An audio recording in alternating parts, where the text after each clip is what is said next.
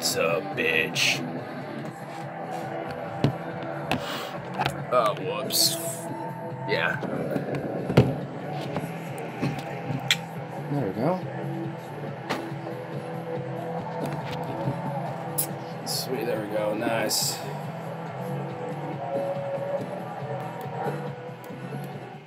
Might as well give it a little bit of time while people come in. I'll stuck myself some smoke. Oh, wow. Already. It's not even 1 minute. Welcome, welcome. Welcome. You did make it. No, YouTube decided to notify you today, sounds like. Because we know how YouTube likes to fuck with people. They like to fuck with us content creators.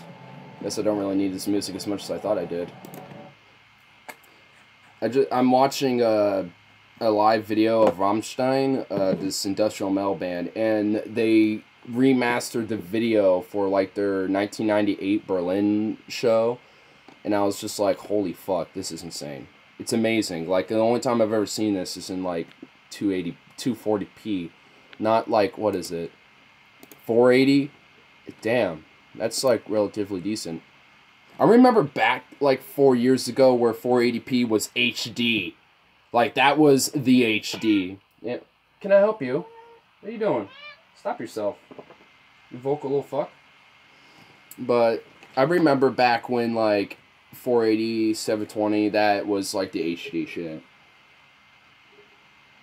And I saw that comment you emailed me. I did not see it yet. But now that you just mentioned to me, I will check it out later tonight. We talk. Am I strike me? Nah. Honestly, I think I'm just so small, and I mean, I don't make it my priority for content here. I don't think it's too much of a, you know, too much. It's not too much of a big deal. And besides, if all my videos have left on my channel still. If they really wanted to get me for weed, they could have done that already. So, I mean, I'm not super, like, last night was crazy. Like, I did not expect Spasmatic to show up. I did not expect the other guy to show up.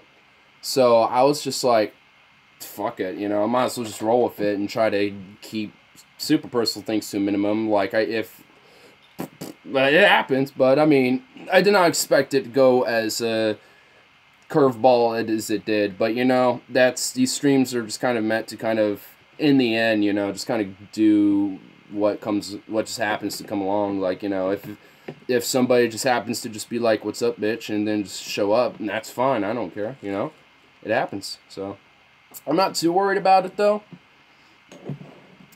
Yeah, exactly. I mean, with how YouTube is lately, you know, to be on the safe side, it's better to try to make sure that you keep it all to the minimum. That's why I always try to, like, when I'm dealing with my weed, you see it's, like, just very off-edge corner. Whenever I smoke, I usually just put it right away, right afterwards. Like, I just don't want it laying around, you know what I mean? It's just this YouTube bullshit, because YouTube just likes to fuck with people. It's like, come on. YouTube, you're meant to be a platform for people to just post videos and shit, like from music videos to adorable meerkats and shit, which we'll get into later, to live streaming Ed and Eddie episodes. I mean, come on, this is what YouTube was meant to be. And what the fuck? A snake-bitten meerkat return? Okay, we're watching that too. To eat scorpions would be badass enough in this sentence. Oh my god. Alright, so I do have a couple of videos here to explore, and a couple articles as well, and it's just great, because, you know, the news is great, isn't it, you know? I mean, some of it actually is pretty decent, but there's a lot of this that's just like, you know, it's bad, it's not getting good, but, oh, saw some comments I missed right there. What did we get? Rapper was good. Oh, Spasmatic. Yeah, he really is. Like, you know, now that he's been cleaning himself up and shit, like, you know, I've noticed a change for sure. From when I first met him in high school to now, which would probably be about 4 or 6 years now at least by this point. I mean, I graduated in 2015, so there's at least 3 years there. And then there's the 4 years of being in high school. And I met him around my sophomore year, so probably about 6 years. So, yeah, so, I mean, from then to now, I see a major change in him. And it's great. I'm proud of him, for sure. So, and I can tell, I mean, not so, I mean, I can tell that after that, especially how he's been cleaning himself up, he's been more sharper as a person, in a way, he's been more just himself, basically. He even said that. So, yeah, I mean, to be able to bring it out with rap and freestyling is great. Like, I think he needs to keep doing that. I definitely want him to continue to pursue that. So, and one thing, when I get my podcast going is one thing I want to do is like also kind of like do shout outs for music as well, and he'll probably be my first like sponsor essentially. Like I'm sponsoring him while he sponsors me at the same time. Essentially, it'll be like kind of like a co-sponsor thing. I don't know how that'll work out. I still need to talk to him about that though. It seems like he was telling a story in his rap. He was, yeah. You just have to pay attention and listen to it a little bit. Because, yeah, like I mentioned, he's got a daughter and everything, and, you know, and a lot of what goes on in that situation, you know, is most important with him, so he brings it out in his raps and stuff. So, he's definitely got a lot of talent going for him, and if I get a digital audio workshop, I should say, it's also called a DAW, when I get everything set up, that'll be like the second thing to come along, maybe. Like, once I get all my rests set up, then I'll get all the cool fancy shit, like a DAW, upgrade a PC beyond the upgrade, you know. Like, so I can get a faster PC that I can just do everything on instead of having to multitask with different computers and shit. And then from there, you know, just build it up from there. But one thing I know on the future list of shit to get is a workshop for audio mixing and stuff like that, because I really love working with music and working with audio shit, producing it. Like, it's not like my biggest thing for sure, but damn do I love it. I mean, it's one of my hobbies is to do music. I mean, of course, I got flags of bands right behind me. I got guitars and basses and shit. I got a Kowloon box bongo drum set.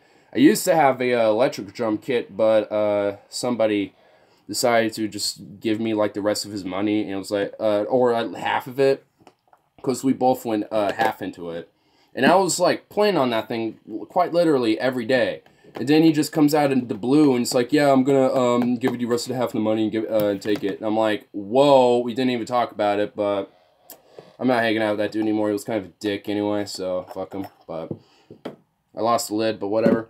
Anyway, I'm about to get started in the found it. I'm about to get started into some news. Let's get into the news. So one thing I did miss about the elections is I heard that there were some more people dropping in. I've been noticing that. It's pretty cool. I think it's also, what also helps is that, what are you doing back there? What are you doing, cat? You're making a lot of commotion.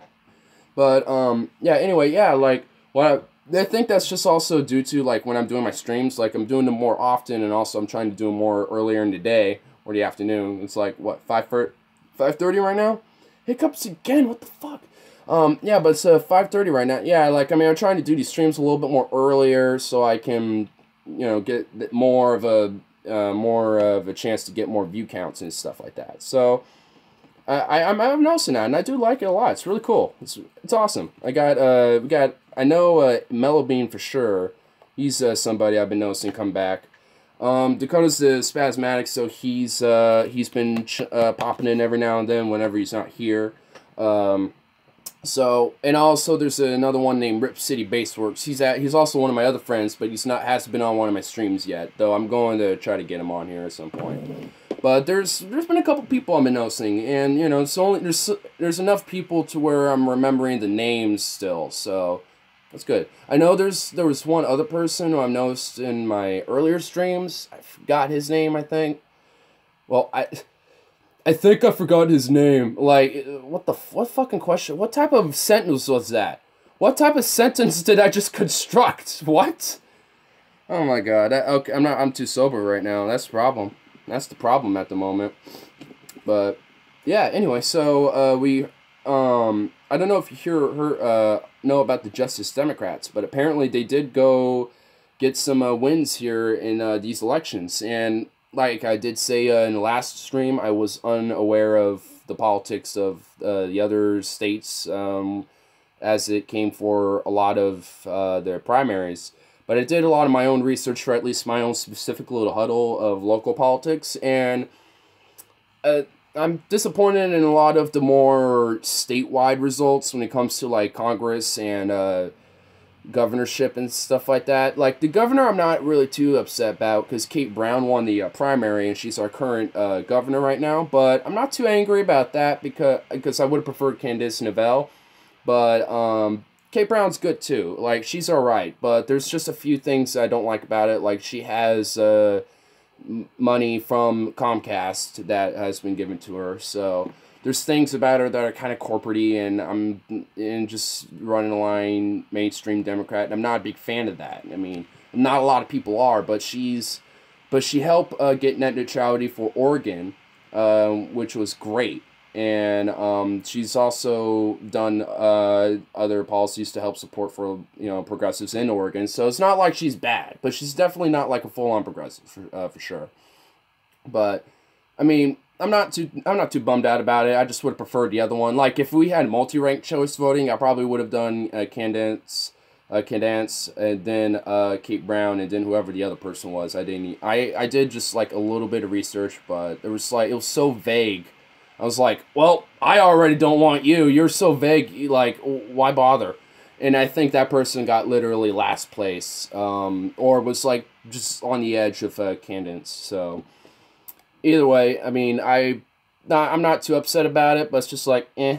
But I heard there's some other Justice Democrats and progressives that did win, so I don't know too much about what we got going on here. So it's that Vox. I'm not going to play the video. It's like a short video, but I might as well just go to the article here. Medicare for All progressive woman wins surprise victory in key Nebraska House primary. Okay. Oh, this is with Don Bacon. I remember that. I was making fun of Don Bacon's name because his name is literally Bacon. Like, your name is Bacon, dude. Come on. Don Bacon in Nebraska's 2nd Congressional District. Alright, oh, here's Kara Eastman. Here, let's show off Kara right here. Boom, that's what we got. She is the primary winner. So cool. Right on. There's my mouse. A progressive candidate running on Medicare for All beat former U.S. Congress member in the Democratic primary for a crucial 2018 House election. So Kara Eastman, president of a local nonprofit, narrowly prevailed over former Rep. Brad Ashford in the Democratic primary in Nebraska 2nd Congressional District. Ashford has been elected in the seat in 2014, though he lost it to Republican Don Bacon in 2016. He has received public support from the DCCC. Boo! There's your problem. Ding, ding, ding. We found the problem on why you lost, bitch. You're supported by the DCC. Public support from the DCC or DCCC? Yeah. Most definitely. Yeah, you failed. Oh, wow. I mean, it was more contested than I thought.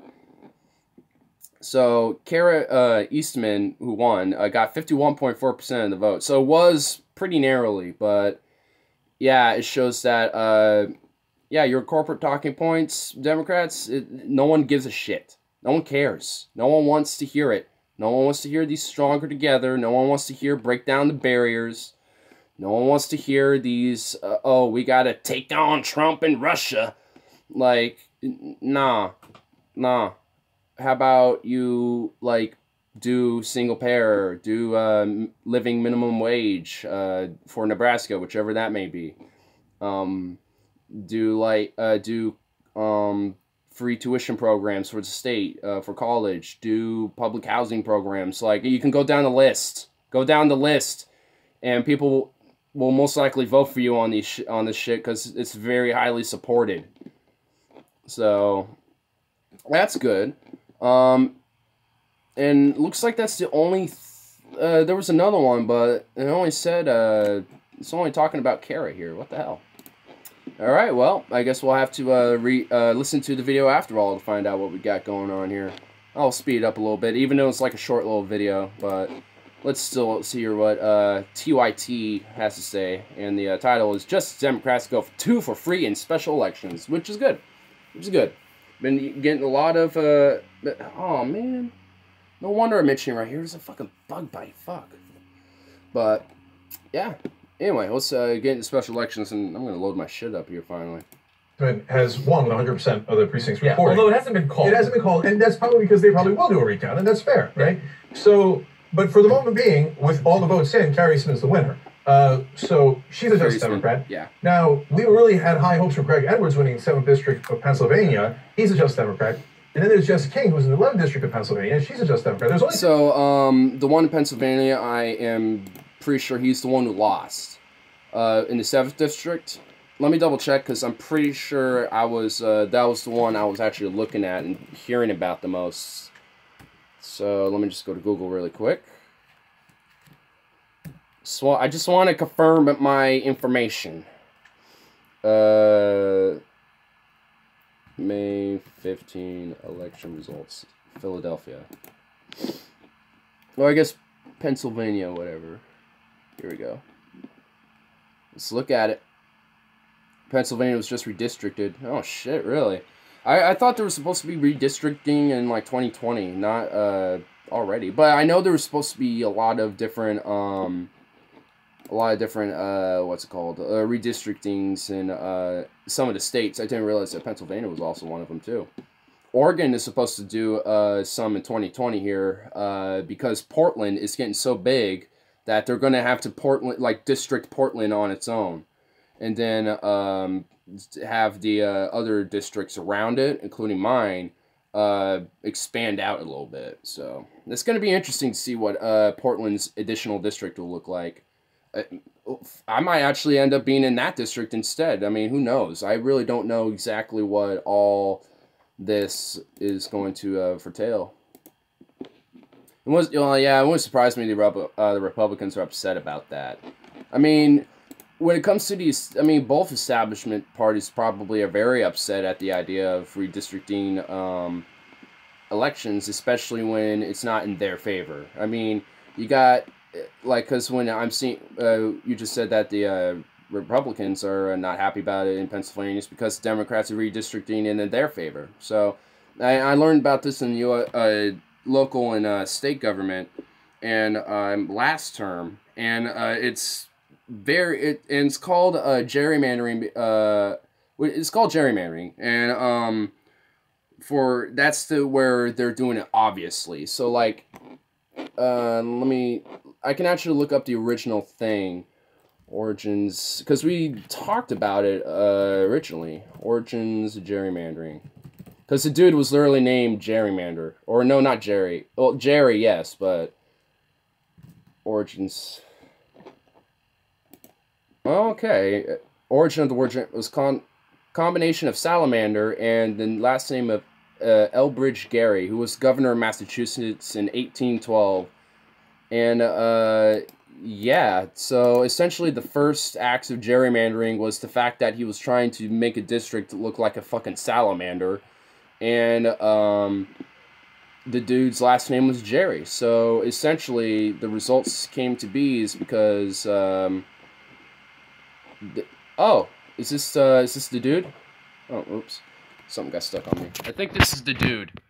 This sleazeball, ridiculous-looking individual is the guy who started gerrymandering. So, I think so. I'm pretty sure.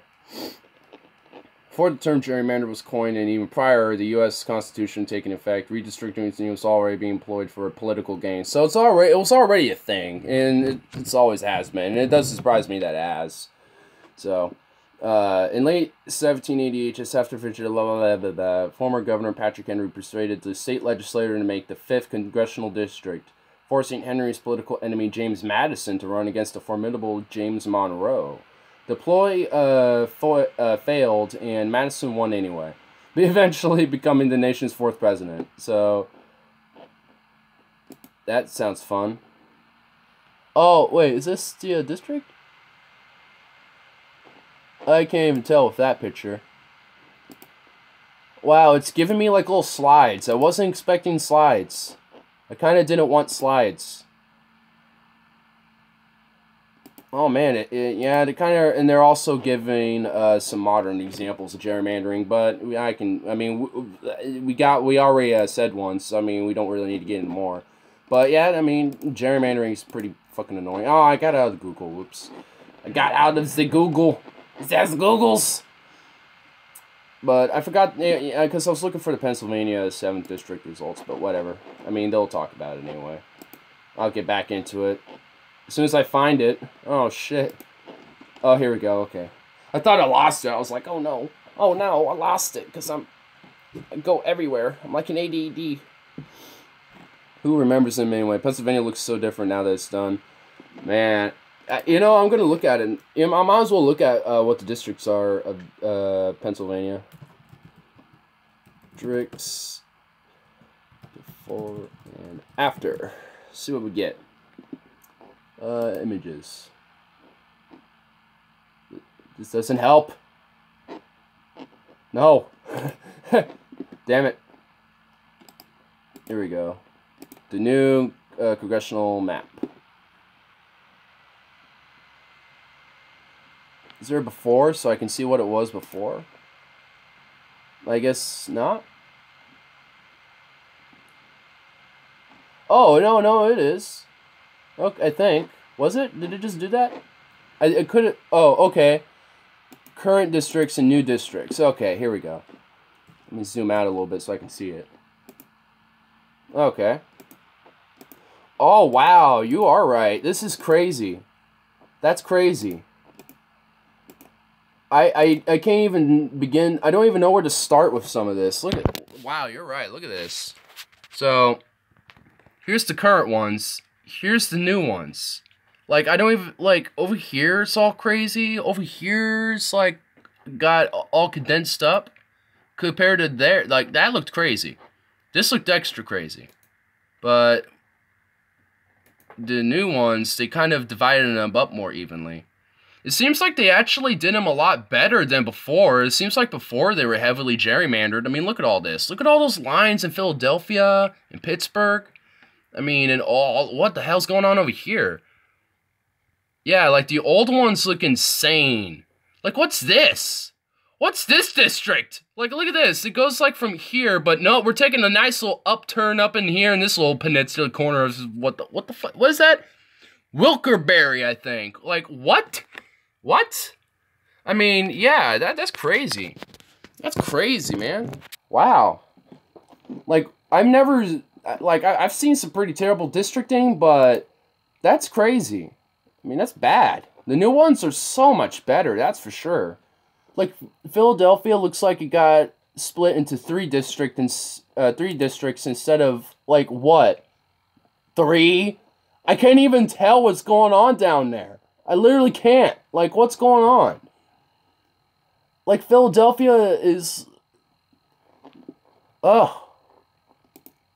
But now but the districts now, at least, they look far more better. They actually look like representative districts, because you got some obviously blue districts here in Philadelphia, of course. And Pittsburgh is divided into 2 districts, which I'm okay with. You know, that's fine. It's like, whatever. I mean, you gotta divide these towns and cities and shit somehow.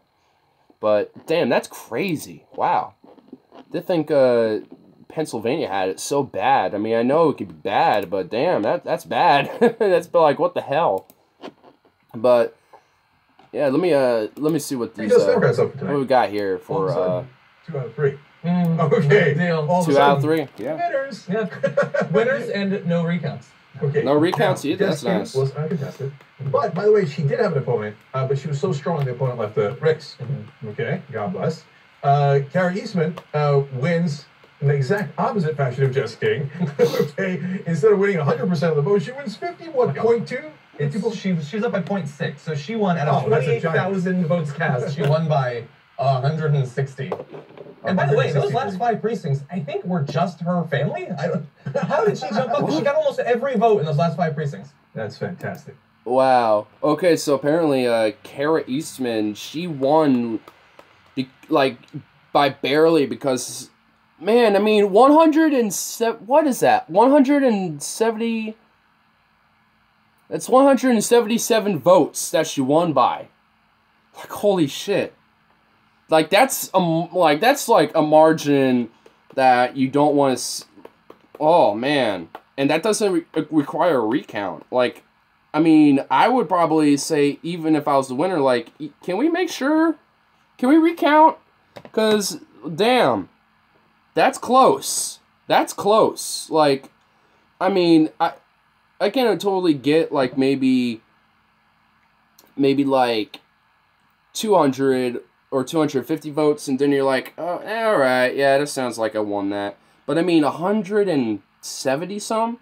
Like, that's like, ooh, that's really close. I mean, I just recount just to be positive. Like, if we get that same number again, then it's confirmed. But, you know, honestly, like, when it comes to voting and shit, and when it comes to tallying up the ballots, I think we should probably have, like, mandatory, just a single recount regardless, just to make sure you got the number right, you know what I mean? Like, I really don't know how the process is, but I think, like, there should be the turn-in vote day, and then the next day is, like, where all the results come in. So you have to kind of, like, anxiously wait what the results are. But I think that will also help with clarity, along with making sure that, you know, like, your votes are legitimate and everything's all good. Like, having it all on the same day and it has to be done in, like, a couple hours or some shit like that, that's crazy. Like, I mean, you can easily accidentally miscount a vote. I mean, especially if that close of a margin, that's, damn, it's crazy. But good job on Kara there. I mean, right on. Okay. That is awesome. So at the end of the night, all of a sudden, we're 2 for 3. Greg Edwards losing. He was a wonderful candidate. Greg Edwards. Okay. So that was the 7th district I was trying to look up, was Greg Edwards. Yeah, he unfortunately did lose, which, you know, I was keeping an eye on that, and I was like, damn, that sucks. But, you know, when it comes to this 2018, the more it happens, the more, like, the more realist I become in a way. Like, I used to be very optimistic about this whole 2018 election, but now the shit's coming down, I'm like, alright, I just need to be realistic. Some people are really just not going to win. Like, Paula Jean Swearengin, like, she fought her fucking ass off, and she kicked ass, too. I mean, and she was great. And she was the senator that West Virginia needed, and she lost by Joe fucking Manchin. Joe Manchin, like, it's pretty easy how he won, though. I mean, we got the money, the notoriety, you know, his name recognition in West Virginia, his history. I mean, like, unfortunately, Paula was going up against literally the Trojan horse in fucking Tripoli, or wherever the fuck that place was. I think it's Tripoli. Like, she basically went up against the Trojan horse herself. And you can't expect to beat the Trojan horse the first time. You're going to have to, like, figure out how to take... She doesn't realize which leg is the most weakest, so she could bring it all down. Which, maybe she did, but she just didn't have that support to do it. So, hopefully that next year, 2020 or 2022, whenever she can run against Joe Manchin again, she wins. Because now she's in the game. Like, if she can continue to be focused with going against Joe Manchin and continue to be focused against going against the corporate Democrats and establishment elite in West Virginia alone, or run for a smaller office just to get a start, then hell, she might actually be able to do it right the second try. I mean, who knows? So, but I do think that for her, I think one of her main goals is to take out Joe Manchin. Like, I feel like that's just... I feel like that's just the one thing she is going to do eventually. I think that's just where she's just destined to go. I mean, I'm not like a guy who's all about destiny and shit, but if there's just something, and you're definitely passionate about it, who's to say that ain't destiny right there, you know? But... anyway, I think there's not too much else to say on this one particularly. Just that Jess King and Kara Eastman both won their elections, are going to the general. So that's some good shit, though. That's really good shit. Hopefully we get to see more of that, you know. And I saw this earlier today on Flash Fried on DFF. And fuck me, dude. So, actually, you know, just so I'm taking my hit here, I'm going to go to them really quick. And we just get to hear a little rundown of what they start saying before we get into me, which I know I like to just steal off from other people's content just to make my own, but I'm new. But hold on, I'm just going the quickest way to get there. Just 1 second. Here we go. Boom, bitch. Now I need to skip to the story, wherever it is. I really don't know where the story is. Is this it? No. There's a lot of stories, though, but not the one I'm looking for. Not that story, but that story's fucked. No, not that story. Not that story. It's near the end, isn't it? Yeah, it's near the end. It's not that story, though. I'll probably discuss this one, too. But, okay, here we go. Here we go. Found it. Now I'm just going to get to... There we go. Okay. Now let's let them speak. And this was uploaded today. It's flash fried. Just, yeah, if you go on my channel, go to podcast to check out, and go to DFF, you'll see what they got. They just uploaded today, so it should be just the very first video. But here we go. For Advil that you were given over the course of 3 or 4 days in the place. Maybe I might as well go into that as well once they're done. You'll fucking wise up to this bullshit. And for all you guys that were talking about Trump getting the Nobel Prize, maybe spoke a little too soon, because it looks like North Korea is going right back to its old ways here. I mean, North Korea cancels high-level talks with South Korea over military drill. Seoul, May 16th, North Korea said Wednesday is canceling high-level talks with South Korea planned for later in the day due to ongoing military exercises between the South and the United States. The North Koreans' central news agency said that the Max Thunder drills... Max Thunder, wow. Wow, what a... Yeah, we named these drills Max Thunder. Like, really? Really?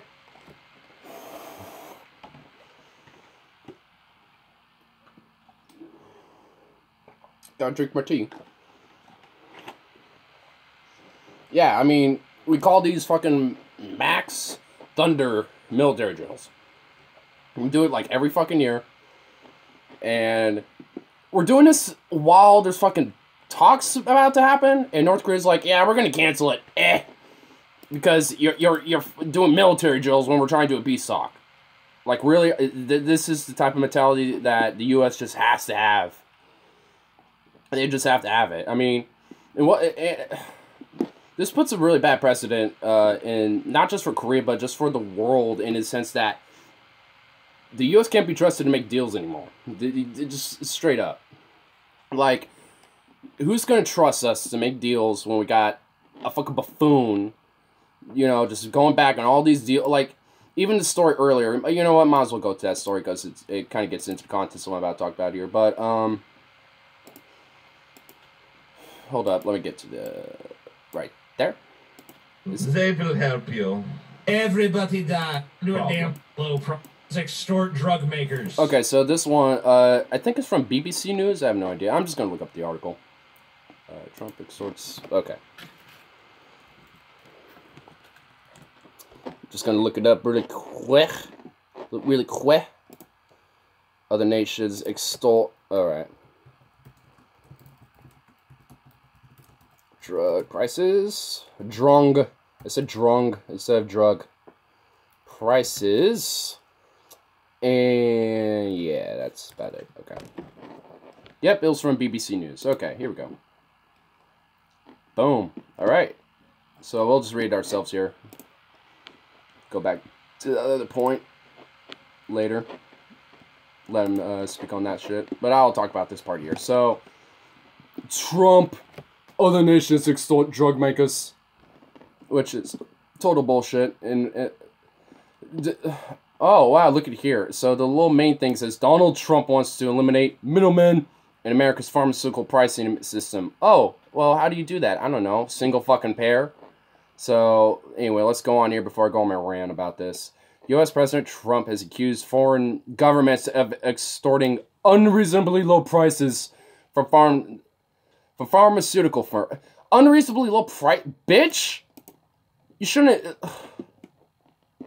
Oh my god. So, anyway, speaking to Washington on Friday, he said he had directed his top trade negotiator, which I doubt he's a top trade negotiator in the first place, but to make the issue a priority in trade talks. It is time to end global freeloading once and for all. Did you fucking not know that health... You know, maybe I should let them rant, because they just talk about this way better than I would. I mean, just fucking hell, man. The president under pressure, is under pressure to deliver on campaign promises to reduce the high cost of prescription drugs. So you're contradicting yourself, you fucking buffoon retarded Cheeto. You're contradicting yourself. Like, this, oh my god. You see my frustration with this fuck. I mean, you see my frustration. I mean, this so much to say about how fucking wrong he is, that it's like, man, it's insane that this guy is the president right now. It really, I mean, it's not, but it is. It is, but it isn't. You know, it's like literally going into the hat of just like random shit to grab, and we're just like, let's just grab this. This works, that works just fine. I mean, that's kind of what it was. I mean, he won the Electoral College in that sense, and he won the states that he needed. So, I mean, it's not surprising, but I mean, it's just like, fuck. But anyway, where was I? Right here. All right. So it goes on to say, in his speech, the president pinned the problem in part on price controls in other countries that he said extort unreasonably low prices from drug makers, forcing Americans to pay more to subsidize the enormous costs in research development. Motherfucker, these insurance companies and these pharmaceutical industries have enough money to do this research and development on their own. And for nations that have a single payer, which is basically all of them but the U.S. and some third world and second world nations, which, you know, the U.S. might as well be second world at this rate, considering how like half of the small towns in this place are in this country are shackled and impoverished and have lead in their water, just cholera outbreaks and shit. Like, I think there's even like some chlamydia outbreak in some water in like Alabama or some shit. I don't even remember. Like, this is the country that we're living in right now, where we should be the number one producers in the world, the number one richest country in the world, which we are. But yet we have all this impoverished bullshit that's happening in this country where it shouldn't be. That is unacceptable. He goes on to say, that's true. What's going on right now is unacceptable, because we should be having a universal single-payer system right now. But no, we got to make sure that the pharmaceutical industries in our fucking government make more money and make more profits, and they buy off politicians to continue to do their bidding. And that's why we have a mandatory private system where you have to buy insurance and pay their bullshit bills that you shouldn't have to pay for fucking getting a broken arm or getting a or like a genetic condition that, you know, runs down the family, or you get cancer or some shit because I don't know, because you get cancer, because that shit happens, you know, and we have to pay for that. Like I mean, I'm definitely someone who knows it just as well as anyone else in this country, because my mom fucking had to go through cancer herself, and she's recovered from it, and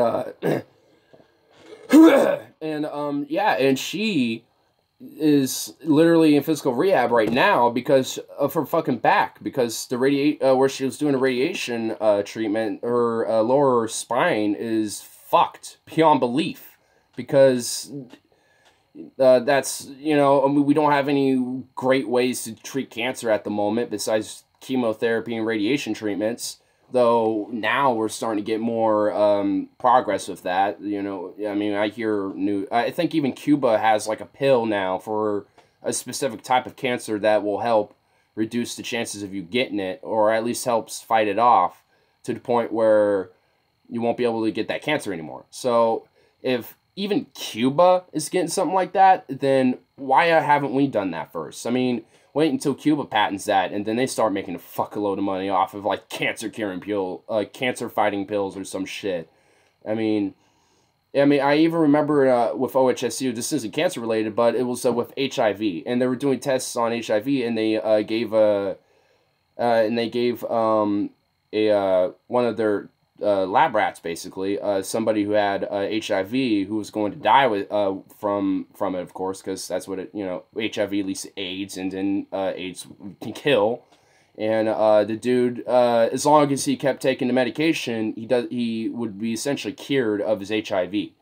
And if we're getting that close, then maybe like that shit should be nationalized so people can have that as a public service to them. Like, healthcare is meant to be a public service. It's not meant to be a commodity. Maybe you should get that for your head, you fucking Cheeto. Or maybe your brain is literally Cheetos. Speaking of which, I kind of want Cheetos. I have Cheetos in my house now. I don't know where they are at the moment, but I want Cheetos. Because of you fucking Cheeto.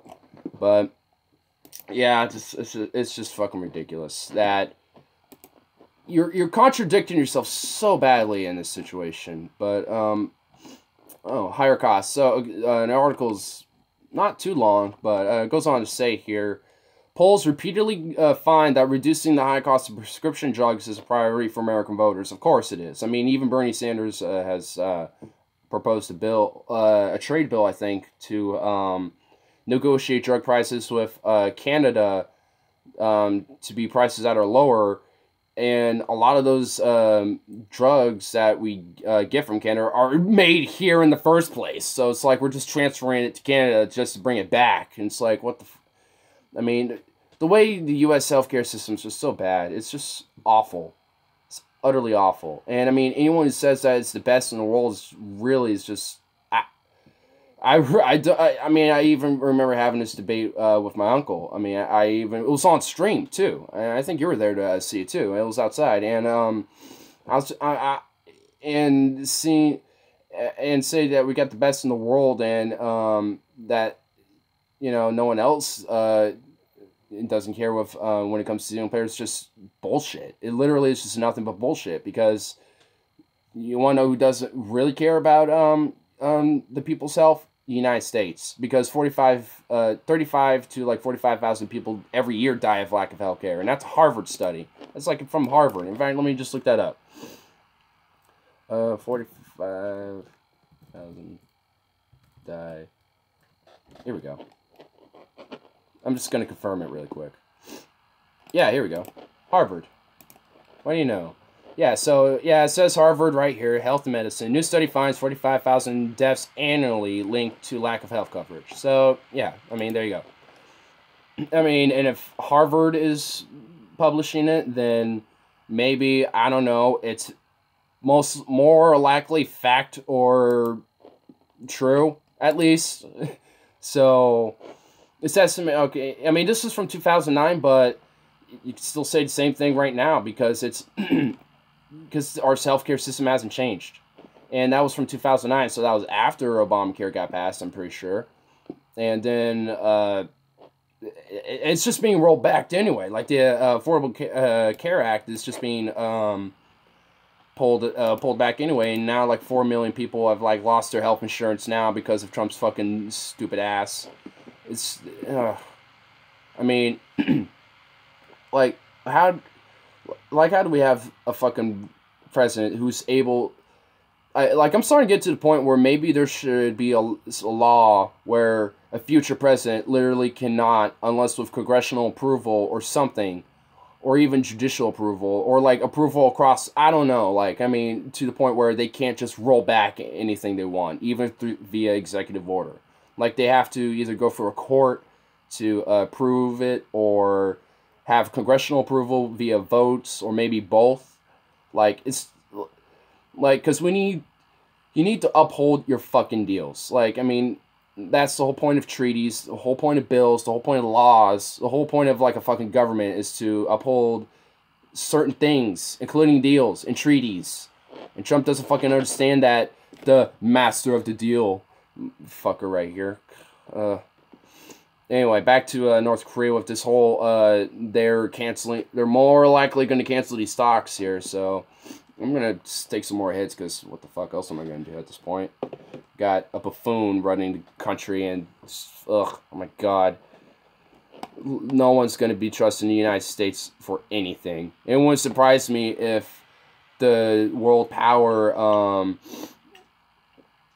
if, like, the world powers eventually just get the, like, pressure the U.S. and somehow we don't end up being the world police anymore. It ends up being Russia or maybe China or something like that, because they're the ones competing for this world power and world dominance. Like, I don't see the U.S. becoming a very big superpower anytime soon if they keep this up. And in a lot of ways, that's probably a good thing, but in a lot of ways, it's probably a very bad thing. And, you know, probably you can make a lot of arguments for both. So it's fucked. It's crazy, that's for sure.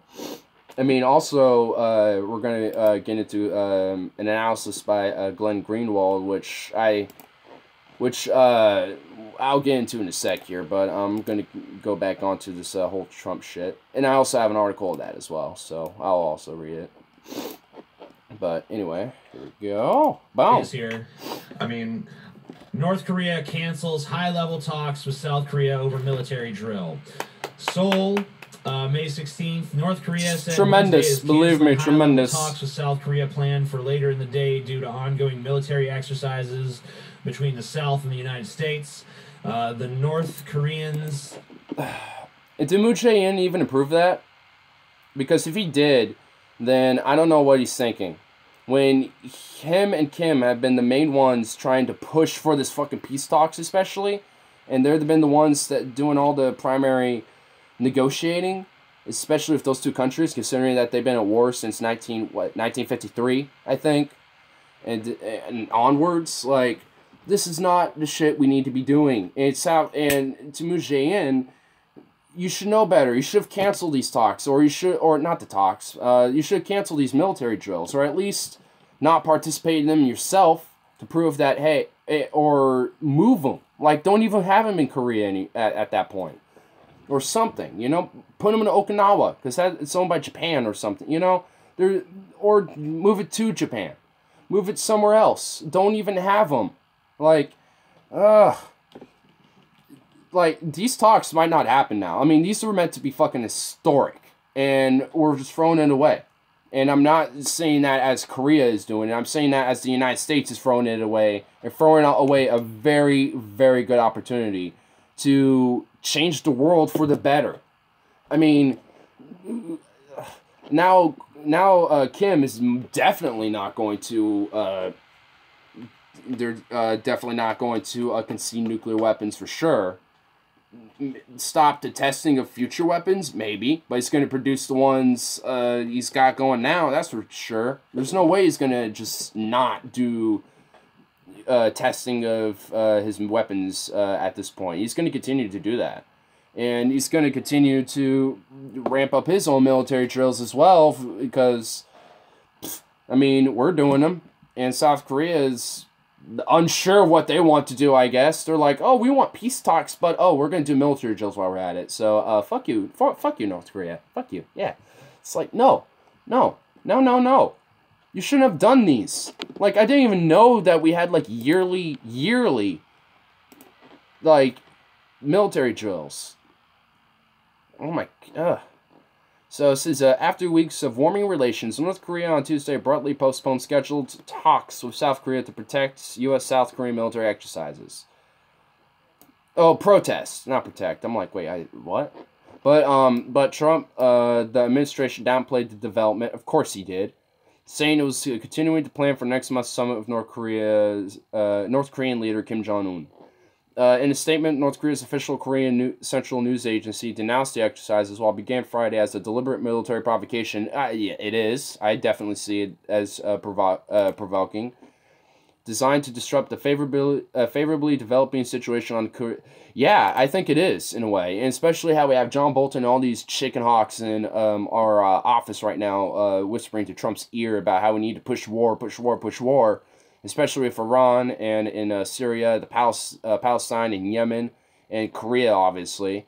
Even Bolton said himself, it's like either they get rid of every single nuke and nuclear thing they have, or we're just going to topple them. I mean, it's like, even with these talks, it just seems like, we're trying to force Kim Jong-un to do shit that he might not even consider.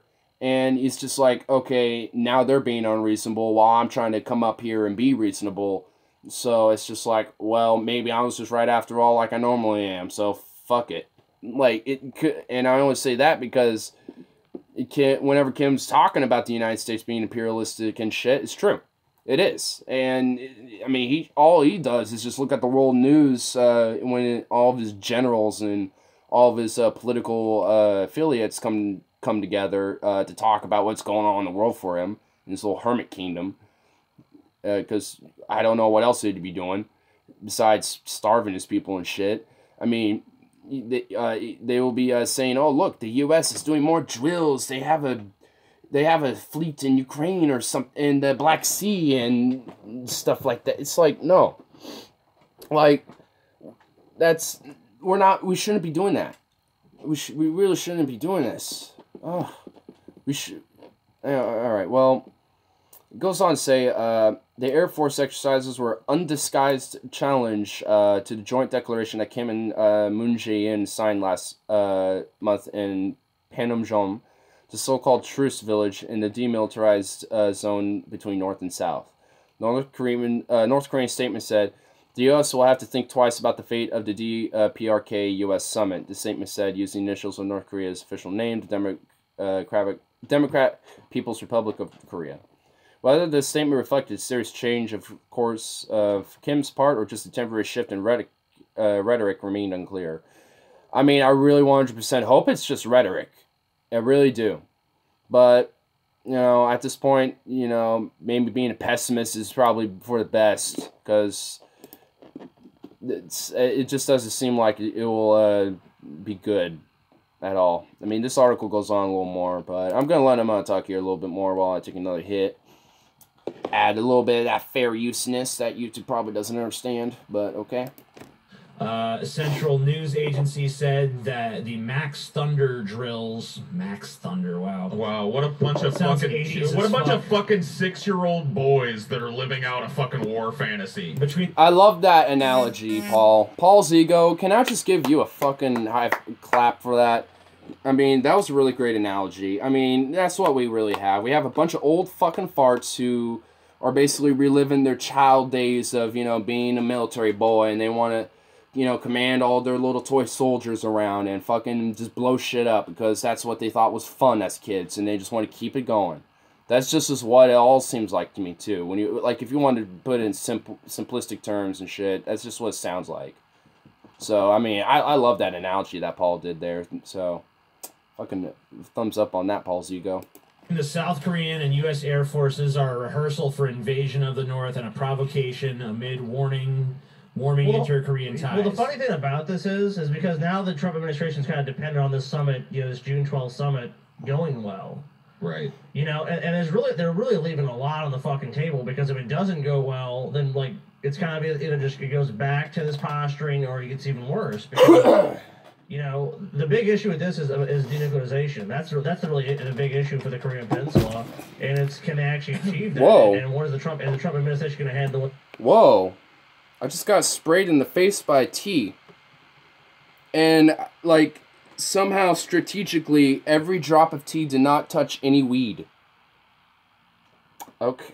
I was just trying to open it just so I can have it ready to fucking take a hit, but no, it just wants to explode on me and splurt. Okay, then. Gotta dry myself off now. Fuck. What the hell? Why does shit just randomly happen on streams?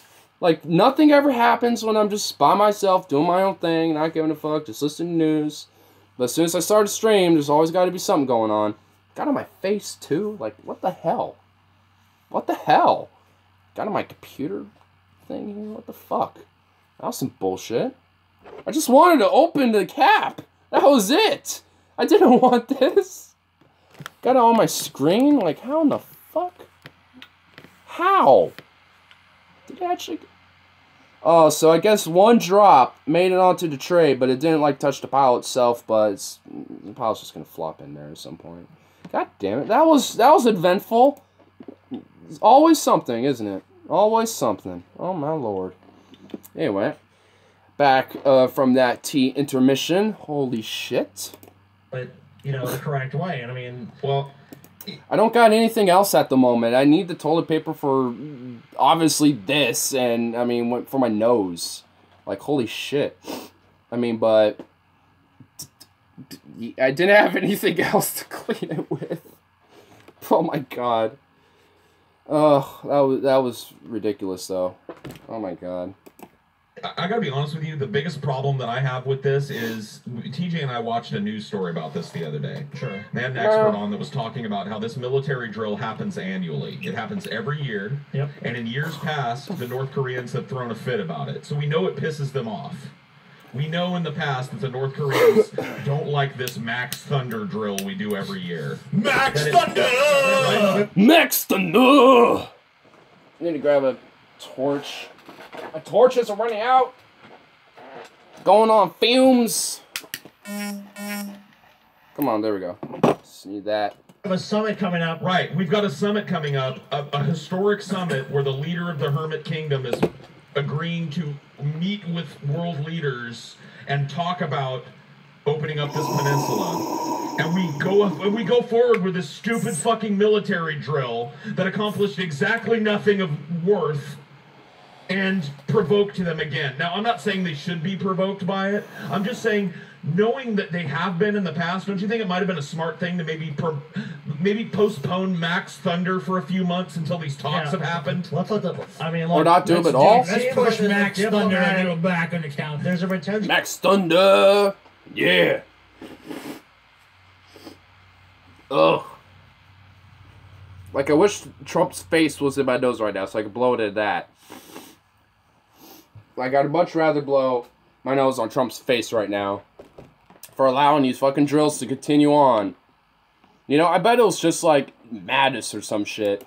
Going up to him is like, hey, we're doing these drills over in Korea again. I just want to let you know. And he's like, yeah, let's do it. Fine. Tremendous. It'll be a tremendous drill, believe me. It'll definitely get them talking in the summits. Not. Sounds like they'll cancel it. Ugh. Oh, my God. Yeah, but when it went fat with Korea on that one, but I mean, yeah, it's insane. Like, with what's going on with, like, us pulling away from Iran, pushing war, especially with Israel launched rockets over there a couple days ago and shit. I mean, there's even another video I pulled from RT about this whole U.S. Military thing, so I'll speed this one up. It's with Ed Schultz. Who's doing the commentary, so I'll pull this up really quick, and then we'll get into this. Oh my God, this analysis with Glen Greenwald here. But first, this. North Korea now says it will cancel an upcoming summit with South Korea, and is going so far as they're threatening to walk away from a June summit with the United States. The state-run Central News Agency says ongoing military drills between the United States and South Korea are a provocation and a preparation for an invasion. President Trump and North Korean leader Kim Jong-un are scheduled to meet in Singapore on June 12th. For more on this, we're joined tonight by our political panel. This evening we have Cliff Maloney, Republican strategist, and Susan Johnson-Cook, former ambassador at large for international religious freedom under President Obama. Nice to have both of you with us tonight. Susan, I'll start with you on this first. What's happening here? Are we seeing something very important unravel? We're seeing something important unravel, but it's baffling to even the State Department because it's now Wednesday in Korea, and just yesterday, 24 hours ago, it was going to go through. So as the State Department was making their briefing this afternoon, they got past the note that this happened. So it's baffling. It's not precedented, and so we don't really know what's going on. Yeah, well, it sounds like it was precedented because we do these drills every year. So, I mean... it's unprecedented considering how we're about to do talks, that's for sure. But I mean, if these were going on every year, we should have canceled it Like, as soon as we started hearing these talks, we should have started canceling it. I'm going to read some of the comments in this chat here. Might as well. Oh, here's something. By 2018 is good. Don't know why you chose that name. You have no icon either, so you just sound like a random account. If I were Kim, I'd likely went ahead and canceled the summit as soon as Trump announced he was going to leave the Iran deal. I mean, no, because that whole summit is mostly for Korea. It's South Korea and North Korea. Those are the main parties of the summit. So, no, I wouldn't. I mean, I would probably say don't have the U.S. involved, or, you know, make them have specific things they need to do. I mean, even with our shit, like with the Iran deal, like, we had two simple things to do. Give the money back to Iran and don't sanction them. That was the main two things. We gave them their money back, and then for like half a year we didn't sanction them, and then we then we started sanctioning them, and then we broke the Iran deal, and then we pulled out of it later. So no, just no, because of the summit is mostly for the Koreas, so I totally get that comment, though. I get that, at least that first part. To show the USA the consequences of going and suddenly deciding to quit without reason. I think there would have been a better way to go through with that, but I get that, though. To show them they lost all credibility around the world, and to show that they need to remove Trump before they begin to have credibility again. I mean, that's true. I mean, like, the reasoning behind the comment is, well, just. I think it's true, but I would not. If I was Kim, I wouldn't, because I would understand that the summit is primarily for North and South Korea to. Oh wow, this is a tangent comment. Never mind. I was gonna read another one, but it goes on just forever. Here's another thing. Peace is a beautiful thing. It is, but not to the MIC and our corrupt corporate-owned government. Very frustrating, and Kim is right to be wary of anything the U.S. tells him. Very much so. Look at what happened to Libya, and what if Mexico or Canada was having military drills right off the border? U.S. would totally freak out. That's so true. Imagine if Mexico, in response for this whole wall, this whole rhetoric with the wall, the great, tremendous, beautiful fucking wall. I mean, imagine they're like, okay, we're going to start doing some military land drills and to, like, do drills and tactics, how to bust through the wall and do, blitz tactics to go rush into Texas and Arizona and shit. Imagine if they just did drills for that. And then, like, started developing weapons to bust walls and, like, leave fat craters in the ground so they can just cross and cross the border of this fat wall of ours.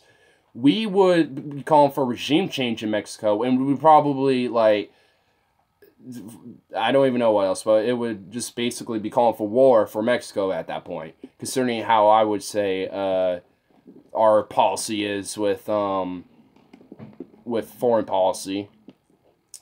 I mean, if you're not our ally, you're considered our enemy. I mean, that's just how the U.S.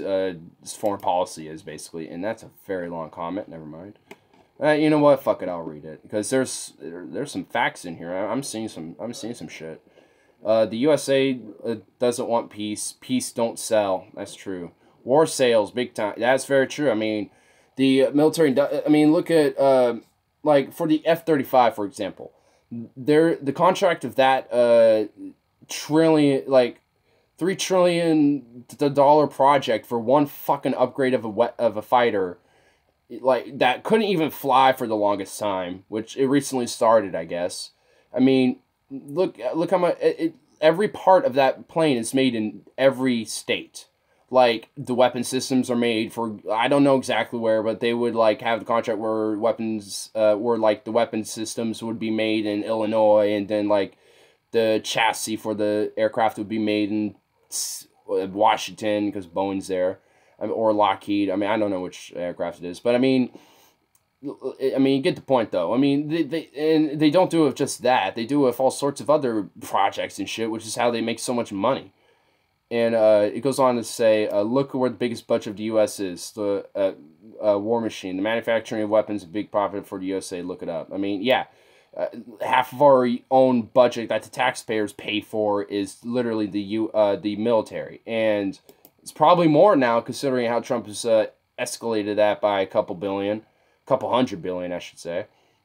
What do we do as American manufacturers anymore? I don't think too long about it. It could really depress you unless you like call for killing and stealing resources as a moral occupation career. Come on to the discretionary budget. Discretionary budget is $1.203 trillion. More than half goes towards military spending, including the Department of Veterans Affairs and other defense-related departments. I mean, with the Department of Veterans Affairs, that department is originally meant for, veterans and their well-being, even though it's a fucking abysmal joke of a agency for that, because we have homeless veterans. We have veterans that, can't even get good health care either. So there's definitely so much about the Veterans Affairs that can go better. So, I can see where you're going with that, though. And the rest must pay for all of the domestic programs. The largest are health and human services, education, housing, and urban development. Just a sum of very little, and Trump will chisel that down, and he already has. And wall building and warding off evil immigrants or whatever Fox Fez tells them. Moving on. There's an emergency fund of $111.4 billion that's not included in the budget process. Most of that, $88.9 billion, goes towards overseas contingency operations to pay for wars. And it gets better. Military spending is budgeted at $886 billion. Well, yeah, that sounds about right. Because he increased it by like $300 billion, something like that. It was originally $500, so that sounds right. Yes. The biggest expensive Department of Defense-based budget is at $597.1 billion. Overseas contingency operations will cost $88.9 billion. Military spending also includes $181.3 billion for defense-related departments. These includes Homeland Security, State Department, and Veterans, and the VA. These departments also receive emergency fundings of $18.7 billion for more on military spending. See War on Terror costs, War in Iraq costs, and economic impact 9/11. And I don't know the exact numbers of all that, but I know that the war in Afghanistan plus interest by like 2050 would cost $17 trillion. So yeah, there's a lot of shit that will and a lot of that's just because we have to pay for that, and then these and then the MSC continues to make the profits because what happens when the bomb's gone? When you blow it up, you got to make another one, right? So you just keep going down the assembly line. Makes total sense, See War Cells, you're welcome. Didn't make the rules, but don't follow all of them either. I'll leave up to geniuses that Twitter feed that bullshit. And so he was killing in the name of God today. Oops, freedom and democracy. Gotta include that dedicated thing here. And watch train runs off tracks. I'll watch. Don't care to be in the debris field. Best of luck, everyone. Piece or pieces, ways we want it and way we gotta simplify. So I'm gonna see replies here really quick. Yeah, there's not even really any trolls or anything like that in here. Looks like just a lot of just back and forth with them. But yeah, just the way, it's just how militarized our country is. It's just so insane. Even our police will, the police departments around this country buy military-grade weapons and vehicles for like, essentially whenever riots and shit happen. But it's like, why the fuck do you need that when riots don't even happen that often? Unless it's like, usually over a lot of political protests and shit. So, it's really ridiculous how so militarized we are. War is big business, and that's so true. And look, especially with the Iraq War, look what that did. It just continued to profit off it. We went from 2 to 7, now to 8 wars that are official, and we're just papping it on towards the original declaration of war with Iraq and Afghanistan. So it's just, we're just continuing to perpetrate it, that's for sure. And who gets to suffer? The people in these countries: Iraq, Syria, Israel, Palestine, Iran, like all these places that we have a military base in basically have to suffer, and then we as the people have to suffer because we're paying for it. So it's just fucked. It's just so fucked. But don't worry, we have some cute shit to look at later. So don't worry. But we're almost done here. We got some other shit. We got like one more annoying news story. Then we got some just miscellaneous shit. We could afford all free healthcare if we were out of a few wars. Yeah, like literally, what's it cost? I think it only costs $17 trillion overall to pay for a universal healthcare system compared to like the 38 I think $trillion right now that we cost. So it's going to be like even if we didn't, we would be saving money in the long run. So, but yeah, I mean, if we literally cut the military spending in half, ended the wars, and reinvested that money into infrastructure, healthcare, and education, we would probably have the bragging rights. We would be able to have all the bragging rights in the world if we did, because we would be having like public sector jobs for infrastructure, for healthcare, and for education, because those are just the three most important things. And if you got those prioritized, generally everything else will be able to fall right in place, especially with education. I mean that's the biggest thing, is make sure people get educated about just the world. It's not even like, oh, you need to get smarter because that makes you better and gets you into college and a higher way in life. It's like, well, yeah, sure, but we need to have people educated for what they want to do and tap into who they are, and then tap into what interests them the most, which is what I love about the schools I went to, because even with our education spending not being as great as it was, we still were, the kids were the ones who were prioritized, especially with the teachers I had. And I wish every fucking city and every town had, the same education system I had, because it works. But anyway, we got here Glen Greenwald,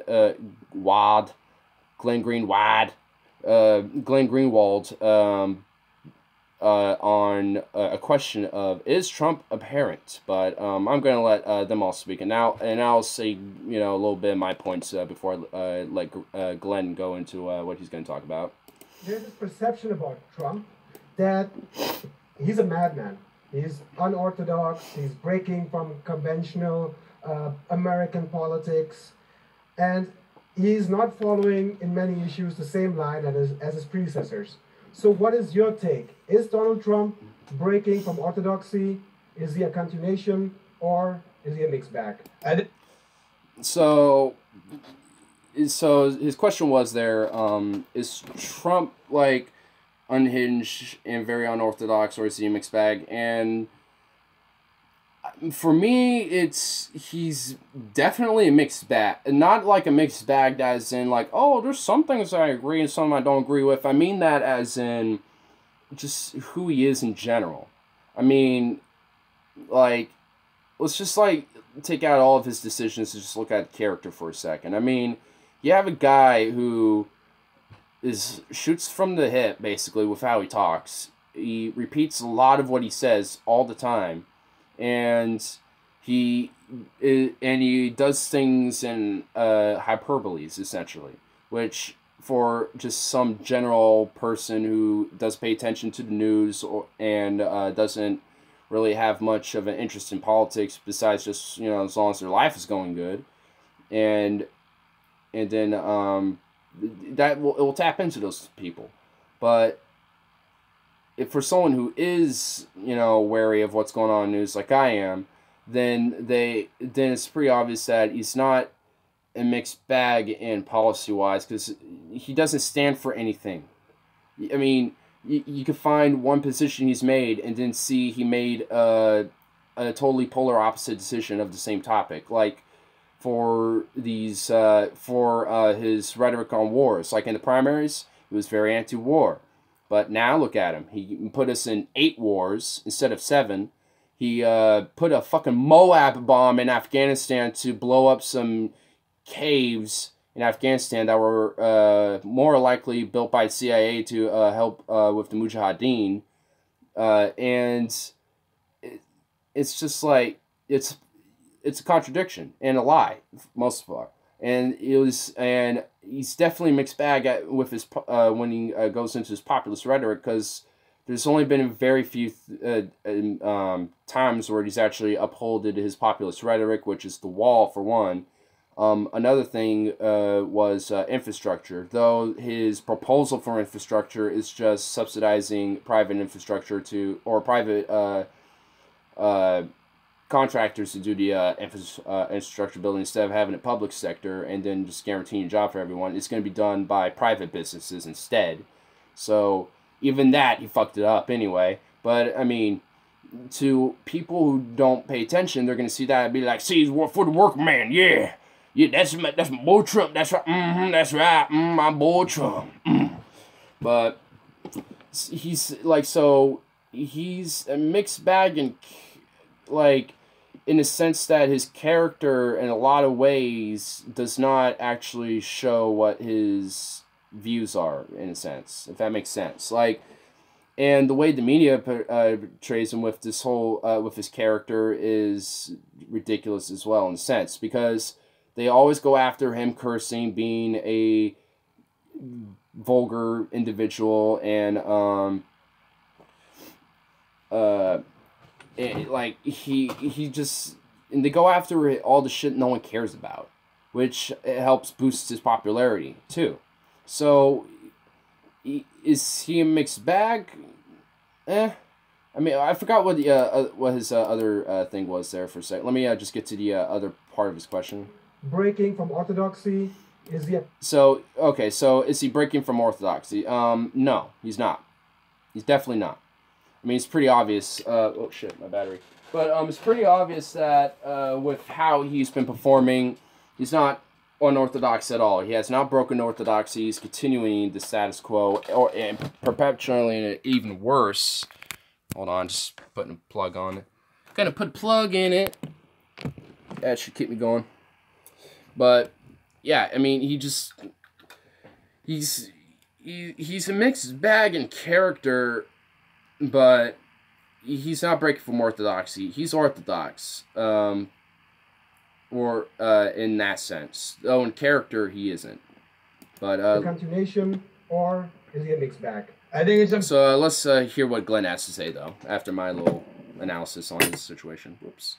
Important to separate the stylistic or rhetorical analysis with regard to that question from the substantive and policy analysis. So obviously, as a matter of personality, as a matter of rhetoric, and as a matter of style, Trump is something unlike we've seen before in terms of somebody occupying the Oval Office and being the representative of this vast power that the United States continues to wield in the world, the way he speaks, the things he says, his refusal to abide by protocols and conventions. But if you actually look at the policies that he has overseen and implemented, and even the way in which he defends those policies, I think that it's far more... Yeah, I saw you said he was unstable sometimes. I think that's just... that just adds on to... that's just another thing of his character right there. And I say that because he's very impulsive. Very impulsive. He's narcissistic. He's very super egotistical. Like, if you're not praising him, he doesn't like you. So whenever he gets this backlash, which he generally does all the time in the news, the fake news media, I mean, yeah, like, he will definitely be very unstable, tweeting like 50 different things within like 2 seconds because he can't deal with a little bit of criticism because he's a little bitch boy. I mean, it's ridiculous how, you know, he can't even take this these forms of criticism. But yeah, he's definitely, he could be bipolar, you know. Like, I know he probably has some mental thing going on with him, that's for sure. Though bipolar I haven't thought about, but he could be bipolar, you know. I thinking about it, he might. he actually might be bipolar. Like, I don't know. He doesn't have, like, all the symptoms of it, though, really, because he is still able to kind of keep his cool in a way, and he's always been able to keep that determined vibe with him, because, I mean, you have to be this big, boastful, like, loud person all the time to make yourself look like a boastful, big dude, essentially. But because I know with people with bipolar, like, when they go up and down, it goes in extremes. So if they go very low extreme, it's generally they don't want to socialize, they don't want to be around anybody, they don't, like, sometimes it could be even suicidal tendencies as well, but that just depends on the person and how extreme their bipolarism is. And usually they just kind of shut themselves out. But when they go back up, it's always they want to be around everyone. They won't shut up. They won't talk. They won't stop talking. They'll just be going a million miles a minute, essentially. I mean, I know people who are bipolar, so I can, or at least I used to know some people who were bipolar. I don't know if they are still in contact with them or not. But anyway, yeah, I mean, I don't know if he is bipolar, though. Like, he has a mental thing of some sort. He's got some fucking issues. I don't know what. I really don't. I think he's sociopathic. I think that's one way to definitely describe him. Dementia, acute dementia, maybe, just maybe. But I mean, I just think he definitely is just very egotistical, maybe sociopathic, and total narcissist for sure. And I also think he's just doesn't have a stance on anything unless it's for his own benefit. Like, unless it doesn't benefit him in the long run or any of his buddies, he ain't gonna care, and he's just not gonna give it the light of day and have any high interest in it. So I don't know if he's bipolar, but he's got something. He's got fucking something in his head. I mean, I don't know what. But it's just like, oh my God. A continuation and a byproduct of American political culture than something unrecognizable or aberrational. There's a lot of people who want to pretend that what he's doing is some kind of a radical break from the American tradition because they're embarrassed, because his rhetorical newness does sort of take the mask off. Oh, he's about to go talk into it here. The face of what the reality of the United States and the world is. Yeah, and I was just actually about to mention that. Like, what Trump really does is he just is basically loud-mouthing everything that the establishment has been doing. And they don't like that. They don't. They don't like the fact that the people are becoming more aware of what they're doing because Trump keeps fucking yammering his stupid mouth around. I mean, so yeah, that's what he is definitely doing for sure. So he's not like what Glenn's analysis is great, because he's a mixed bag in some cases, especially with his character, but he's orthodox as fuck, as in he is just surrounded by the establishment, especially a Bush-esque establishment figures like John Bolton, out of all fucking people, and Mike Pompeo and Gina Haspel. I mean, he's surrounding himself with these, like, neocon chicken hawks, I should probably say, because they're too chicken shit to go fight a war them fucking selves. And they don't like it. Even though they're all around him all the time, they don't like the fact that he's, saying, look at the fucking tremendous swamp I've drained. Even though when you look in their backgrounds and then you see who they are, he's just filling it up. He's just draining swamp to add his own. He's just swapping the swamp. It's a swamp. That's what it is. It's a swamp swap. And so they want to pretend that this is something all new. And I remember that's a tongue twister. Swamp swap. Try saying that 3 times really fast. Swamp swap, swamp swap, swamp swap. I think I did it. I don't know. I don't know if I did it. It sounded like I just slurred it all. Had General Sisi of Egypt to the White House. The American media decided to pretend that this was something brand new that we had never seen before, an American president embracing a tyrant. And of course, American presidents have embraced tyrants. It's been central to American foreign policy for decades. And I think you see that over and over. There's a lot of pretense that what Trump is new, but the reality is he's far more a continuation than a deviation from American political history. Okay, he explained that in the perfect way, and it made me realize exactly what it is. All right, we don't really need to hear Kyle's analysis because he kind of goes into what we were just all really mentioning. But, yeah, I mean, I saw you were saying it but couldn't hear it. Yeah, that's the one thing about the internet, unfortunately. We can't always hear what we're all saying. Not always, unless we physically do it. But, yeah, that's pretty much all I got for news. But, I do have some other cool shit that I actually want to, some space stuff, actually. Some space. And then we'll go into the, Hello, wonderful. Ah! Hello. Where is it? There it is. So... Hello. Okay.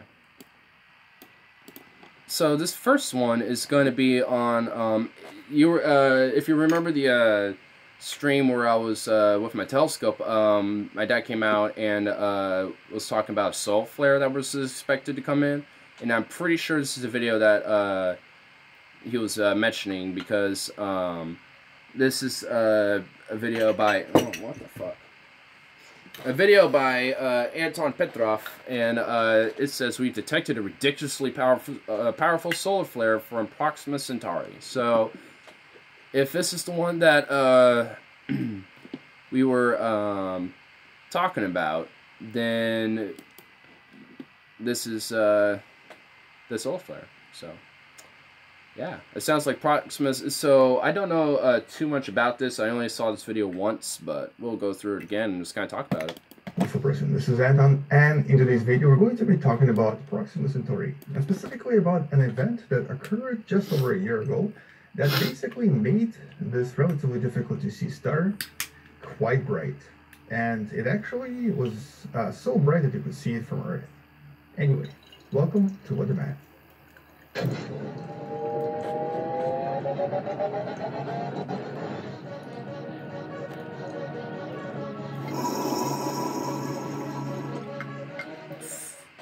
So the year is, well, actually a long time ago. Back in late 19th century and basically late 1800s, our planet Earth experienced a very, very unusual event known as the Carrington event. During this event, I could not understand what he said there, so I'm going to try to go back just so I can repeat it. Unusual event known as the Carrington event. I think he said Carrington events, but I could be wrong. During this event, our sun, that is somewhere over there, increased in brightness. If if I had the money and they were offering me space travel, would I do it? Yes. There's like no question. If I had the money that I can space travel, I'm assuming at the in a realistic terms, so it's probably traveling in space just around the orbit of the Earth, and yes, to experience going into space would just be so surreal that, yeah. I mean, not just because I'm going to, not just because I'm going to space, but I'm able to, it's like, I don't even know all how to explain how that would be, because, I've never done it, obviously. So few people have been in space, but I would definitely do it, though, if I had the money.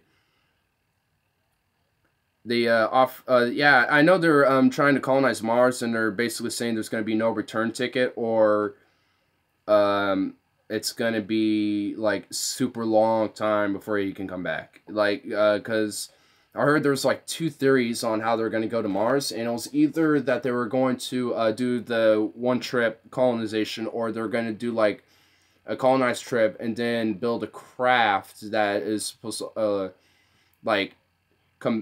or have a craft there that's supposed to also return and then they bring like another group of settlers over and colonizers essentially, and then come back and forth. I mean, I don't know how they're going to do it, but it sounds like the one-way trip is probably going to be the way it's going to happen if it does. But if we end up getting a chance to do multiple travels back and forth, especially with how SpaceX has been doing the Falcon 9 rockets where they're reusable and stuff, like that's very optimistic when it comes towards colonizing Mars, because we might be able to make return trips as well, which that's what I'm saying. There might be a chance that if we do go to Mars, it might not be a one-way trip. It might actually end up being multiple trips, but who knows?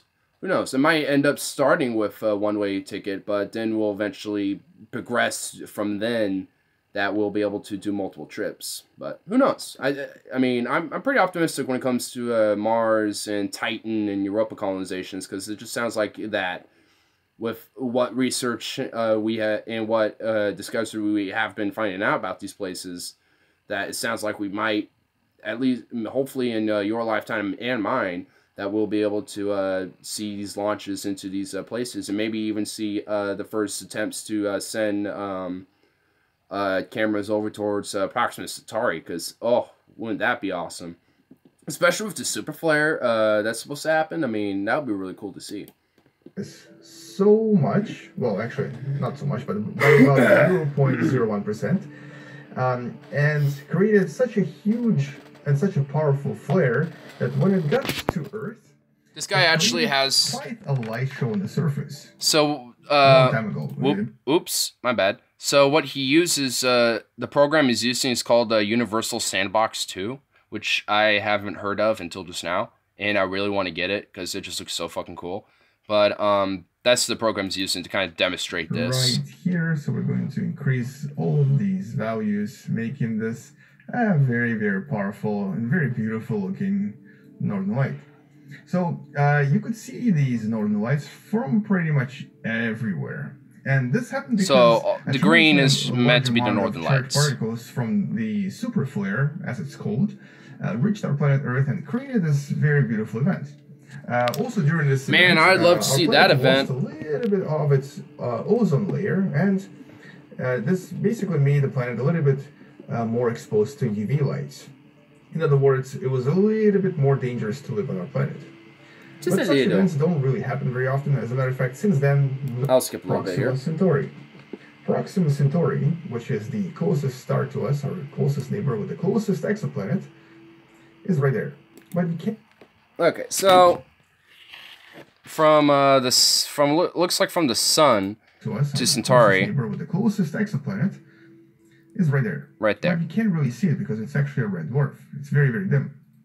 However, for about a few minutes in 2016, not only could you see it, but you could actually see it really, really well. A star that was maybe about this bright. So you saw the other star of Proxima right there. About this bright. And holy shit, that's bright. Minutes. It increased in luminosity by 68 That is super bright. Well, don't forget, the sun only increased by about 0.01%. This was 6,800%. I don't want to stop streaming. What the hell was that about? And then it slowly dimmed again and went down in brightness. Yeah, that's pretty cool, though. Though I did say supernova for some reason, but it was a super flare. But it's still really cool. It's like, whoa. But it also is going to go into the exoplanet that we also discovered here in a minute. A star very similar to some of the brightest stars in our sky. Now, this is very interesting, but it's also very kind of, I guess, discouraging, because these flares are so powerful that if they were to reach, and I guess they do reach, Proxima Centauri B, the temperature on Mars? The terrestrial planet, I don't know. Let me find that out. Just over a year ago. This would mean that this planet would be stripped of ozone layer in like 5 years, at least 90% of it. Within 100,000 years, there would be nothing left.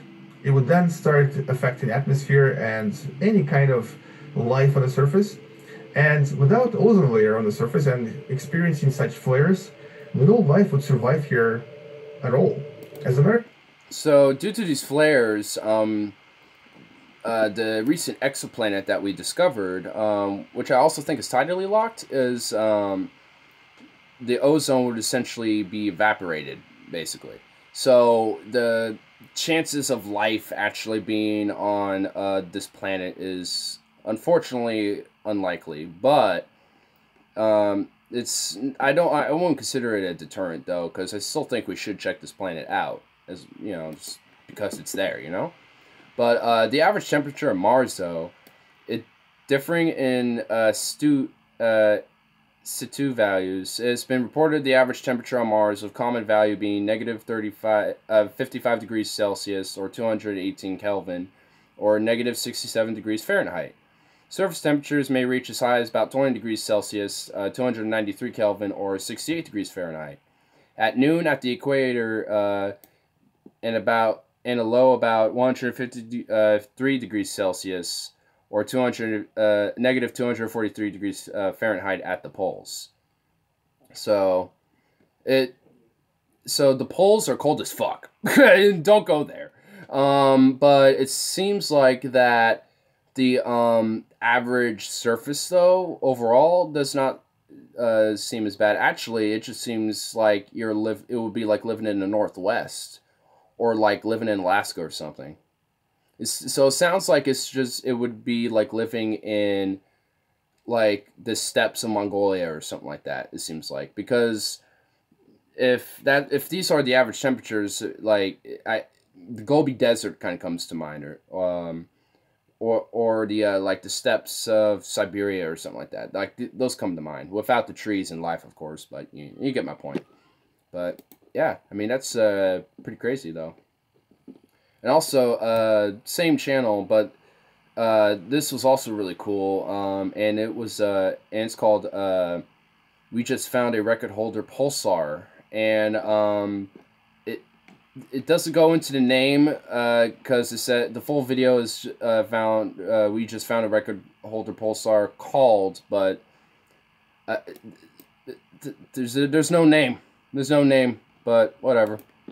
Hello, wonderful person. This is Anton, and in today's video, we're going to be talking about a newly discovered pulsar/neutrons. Most of the time, when we actually discover the ones that are the brightest or have the most emissions, they normally possess some sort of a partner. In this particular case, when we actually are looking at the object known as IGR J17062. Well, look what my cat's doing. This is getting really this is getting uncomfortable. Hold up. Look at her. She's just like flopping on the back of my back. She's like slowly morphing herself in like a back to chair taco here. Got a taco cat. 143. Come on. It is essentially a pulsar. Get yourself back. Oh my god, not the other way. What are you doing? How you're actually seeing them, from which angle it appears. Goofball? That actually has a partner, and it orbits this partner at a ridiculously record-holding speed, or I guess time. So we discovered that they orbit around each other in about 38 minutes. In other words, let's just pick an object. Let's pick something really small, like maybe Proxima Centauri, which is the closest star to us, and place it in an orbit where it would most likely take around the same time. And in this situation, this is actually where Proxima Centauri would be located. It's essentially right here in comparison to this pulsar. And interestingly, alright. Yeah, my cat, she doesn't like to, she'll go on my lap and just annoy the shit out of me, but she usually likes to just sit behind my chair. That's where she always likes to sit. Meow. Yeah, meow meow. Let me show this really quick. So, it's going into the star and its pulsar here. And, from, I think he goes on later to mention is I'm gonna get this out of the way. That's getting ridiculous. But, that the orbit between the neutron star and this star is that it's a shorter distance than the orbit of the moon and the Earth. So that's pretty close. That's like, damn. It's like right on it. Oh, now I gotta move that back. Boom. There we go. Perfect. I like that little thing. It's great. this object is only at a distance of approximately, let's just actually double check this here. Where is it? 320,000 kilometers. Yeah, so 320. Well, it's more appropriate to say 3,300 kilometers. Any other planets of gravity close to ours? I'm actually not too sure about that. Let me look that up. Like, I love learning about space, but it's been a while since I've been looking at these space videos that a lot of this information escapes me. But, what? Exoplanets.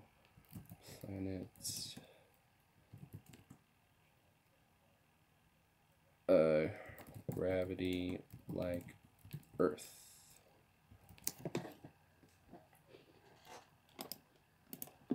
Okay, so this is from the Science Daily. Surface gravity on many exoplanets similar to that of Earth. Study finds. Oh, so it looks like a lot of them. Looks like a lot. There's a whole chart on here, actually. Wow. Okay. Oh, this is like a chart of... Okay, here we go.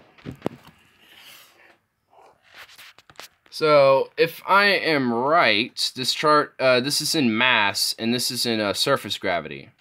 So, a lot of these, so here's where Earth is on the sphere of gravity. And just for reference, there's also Mars right there. And there's a Titan over here, Io, you know, all these, the moons. And satellite and dwarf planets. So all these grays, if I'm correct, are exoplanets that at least we've discovered, or at least just a variety of ones that are plausible for life. And if I'm looking right, there's like a little faded thing right here, which I'm assuming is like the sweet spot we're looking for when it comes to gravity. And looks like these are super Earths, and these are more likely these are all planets similar size to Jupiter, basically, which is holy shit insane when I think about it. But looks like there's a couple of them right there, so some have probably stronger gravity than Earth does. So a lot of these probably would be a little stronger of gravity. A lot of these, there's one that actually that's a little bigger than Earth, but one of them is like the exact same gravity as Earth, it looks like, right here. So I don't know where that one would be. Uranus and Neptune are right here. Wow, they have a gravity slightly similar to Earth as well. That's interesting. Saturn's pretty close to our gravity as well. Wow, didn't know that. But it looks like a lot of these exoplanets are in between the size of Jupiter and Saturn right here. Has a gas problem, if I remember right. Was that a joke? Because I think Jupiter's always had a gas problem. It's a gassy world there. But yeah, so it looks like that was the chart for it. But yeah, it looks like a lot of the exoplanets that we are been discovering are within that sweet spot of the gravity for that. No, the rings are gases. Well, I know that. Yeah, I do hear that I did hear recently that the eye, like this, the ice storm that's on Jupiter is decreasing in size to the point where it actually might go away in like the next 100 years or so, and they've been noticing this decrease very slowly. And so I do know there's something going on with the storms on Jupiter and the gas storms going on, but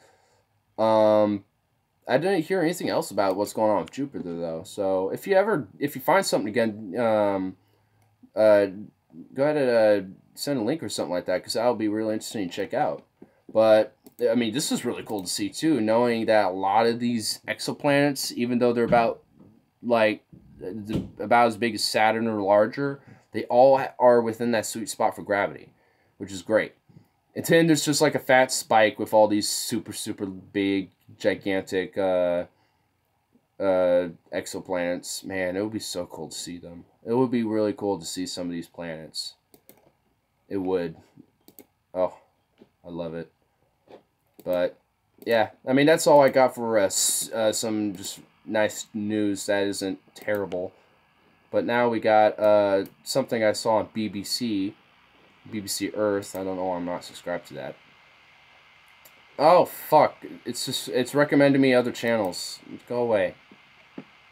Well, I guess that's actually not too bad. Okay, YouTube, you did something decent. That wasn't bad, actually. I don't mind that. Recommending me other channels, okay. That's fine. Do shit like that instead, YouTube. I'm just going in a rant about YouTube when I'm trying to, like, show us making meerkats go do complex tasks to get scorpions. Over the last 10 years, Dr. Alex Thornton has designed Get this going right here. tests to try and find out how. Not important. This is. In this Look at that little guy. a scorpion is served to a meerkat in a modified lunchbox. Lunchbox. I love it. To get to the snack, its instinct is to try and take Route 1 through the clear plastic walls. It's like, come here, bitch. I'm gonna get you through that little hole, bitch. But some meerkats can learn to put aside that instinct and take a different approach. There's another way in. You hope. Oh, shit.